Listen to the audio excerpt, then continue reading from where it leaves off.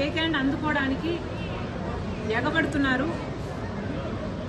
ఆ క్రమంలోనే, ఆ తోపులాట్లోనే ఈ మనిషి కూడా ఈ కారు కింద పడ్డారు అనిపిస్తుంది. మరి అలాంటప్పుడు ఇలా సైడ్ బోర్డు మీద నిలబడి జనాలకు ఇలా షేక్ హ్యాండ్ ఇవ్వబోవడం తప్పు కాదా? జనానికి మీరు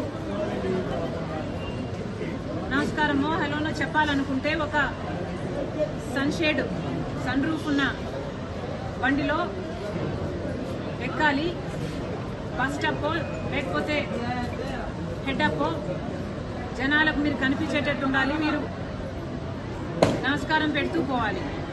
అంతేగాని సైడ్ బోర్డు మీద నిలబడి మీరు షేక్ హ్యాండ్ ఇచ్చుకుంటూ ఆ షేక్ హ్యాండ్ కోసం జనం పిచ్చి పిచ్చిగా అరుస్తూ మీ మీద పడుతూ, మీ సెక్యూరిటీ మీద పడుతూ, ఆ గుంపులో ఒక మనిషి మీ కారు మీ కింద పడి ఆ సోయ కూడా లేకుండా మీ డ్రైవర్ దాన్ని అలాగే ఈడ్చుకుంటూ ఆ బాడీని అలాగే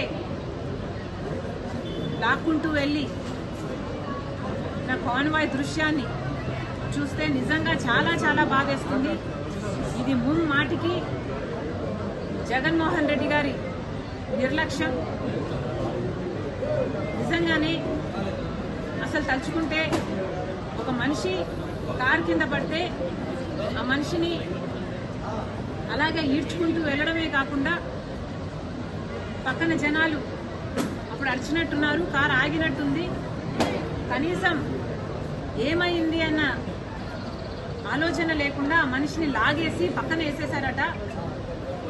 లాగి పడేసి పక్కన పడేసి ఈ కాన్వాయ్ ఇలాగే వెళ్ళిపోయిందట.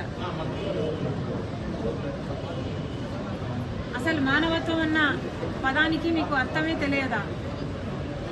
మీ అభిమానిగా, మీ కార్యకర్తగా, మీ పార్టీ కార్యక్రమానికి ఒక మనిషి వస్తే ఆ మనిషి మీ షేక్ హ్యాండ్ కోసమని ఆ గుంపులో పడి మీ కారు కింద పడితే